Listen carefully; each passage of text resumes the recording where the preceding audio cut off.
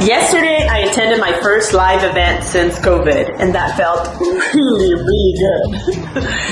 It's good to have video calls. It's good that Zoom exists, but there's something magical and there's something fully energetic that happens when you meet people live.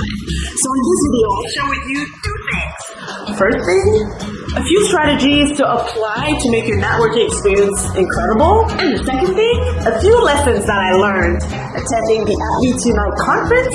So let's get started. Oh, and in case you didn't know, these lessons learned, you can definitely apply in your online coaching journey. You need to listen to this until the end. Strategy number 1, try to connect with people, as many people as you can prior to attending the event. Everything about that event was found through an application. And in the application, we could find who was speaking and who was attending. So it was really easy to do some research about who spoke on which topic. And the ones that related to me the most, well, I connected with them through the application, but also through LinkedIn. So what happens then is when you meet these people live, first of all, they remember that you made a connection request or that you interacted with them already on social media.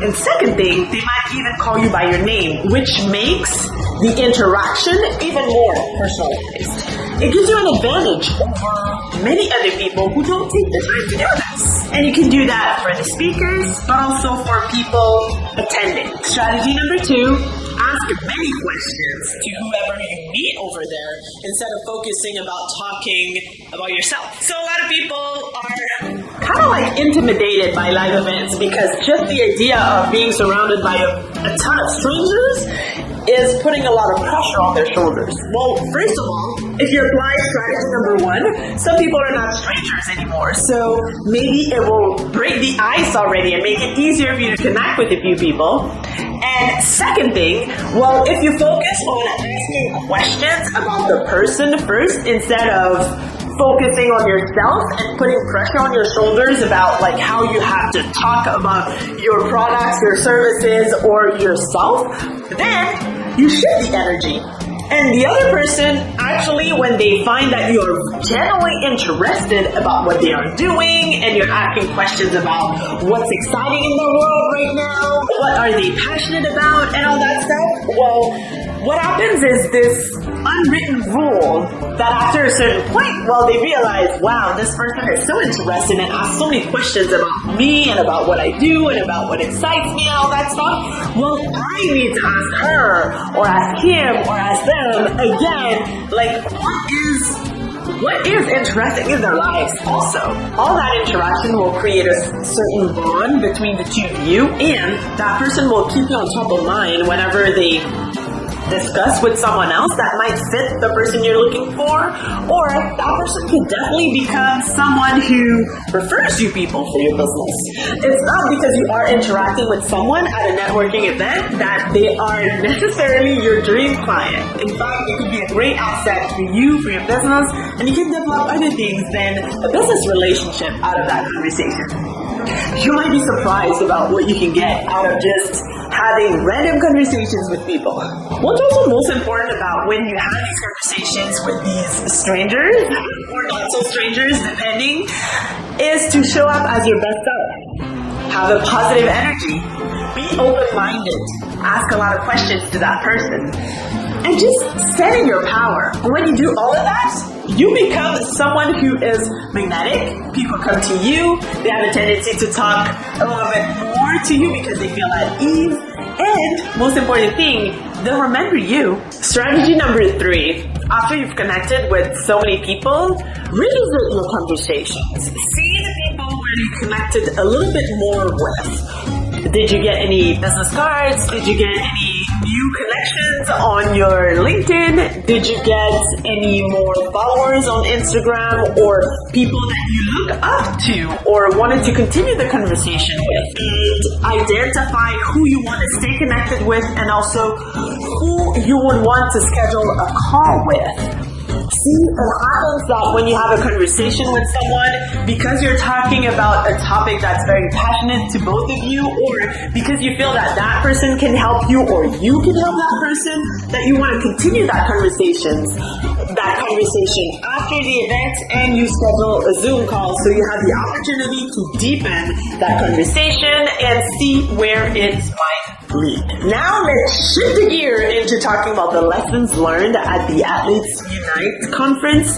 There are many of these lessons that are stuff that we already know, but it's always great to get a reminder and get the knowledge and information in a different perspective or explain in different words, then it hits home even better. The first lesson that I wanted to share with you was shared by Bo Payne, and this was a really intense presentation because I was in front of a man who I call him a survivor because all those things that he shared that he was experimenting led us to feel a lot of emotions while we were listening to him.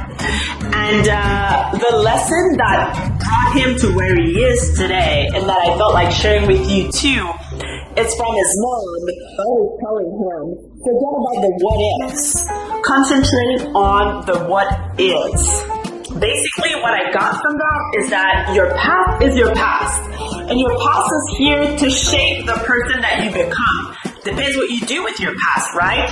You learn some lessons out of it and you shift your behavior, you shift your mind, you shift you're growing as a person, and eventually you don't necessarily repeat the same mistakes, and you transform yourself, and you become a better version of yourself, and you can accomplish more and more things in your life. So for him, he was sharing that he had to actually forgive himself for everything that happened in the past, concentrate on what he has today, and focus on the actions that he has to implement each and every single day to be able to continue to grow as a person and accomplish so much more in life because he has big dreams and all that stuff. So I feel that it's related to a lot of what we experiment as a human being, right? Some people have a tendency to be stuck in the past and think that what happened in the past has an influence on what's going to happen in the future, or of course it has an influence on what's happening next. But what if you concentrate on what you have right now and see where that can lead you? And I felt that it was a great reminder that we should not be holding ourselves guilty and having all those negative feelings about the past, because it's preventing us to have all the energy that is necessary to accomplish more and more things in the future. The second lesson that hit home for me, it was listening to a speaker called Dwight Hicks, former NFL player and also actor, and he shared something about finding time to stand still, to listen, and to find yourself.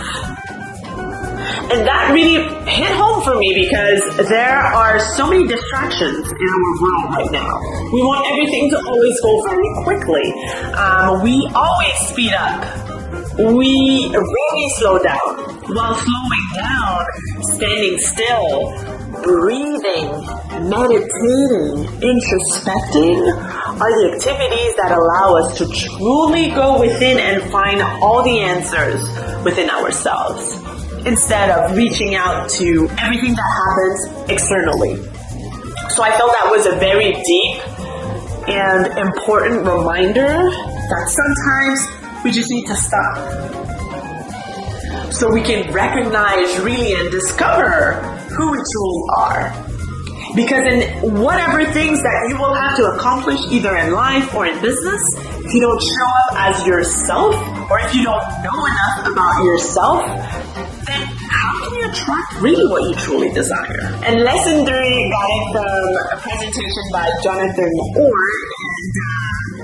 In fact, before I tell you what the lesson is, I don't know if you're old enough to remember the days where the ATMs didn't exist, and whenever you wanted to withdraw some money from your bank account, you had to stand in line at the bank. And if you would go on Thursdays, then these were the days where there were a lot of people, actually, because locally back home, on Thursdays, that's where people usually get paid.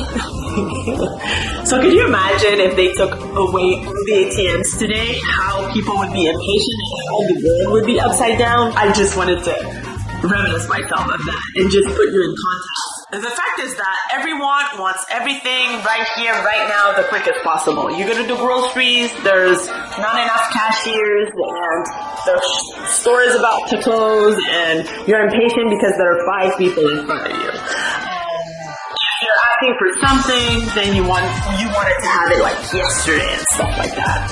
Well, the big lesson here is without the right foundation, everything crumbles. And I wanted to bring it back into building your online coaching business because a lot of marketers might make you believe that there's a shortcut to getting rich quick, right? And all these people lying about what you have to do in order to become successful or profitable with your online business. You have to take time to establish the right foundation for your business, or else everything will crumble.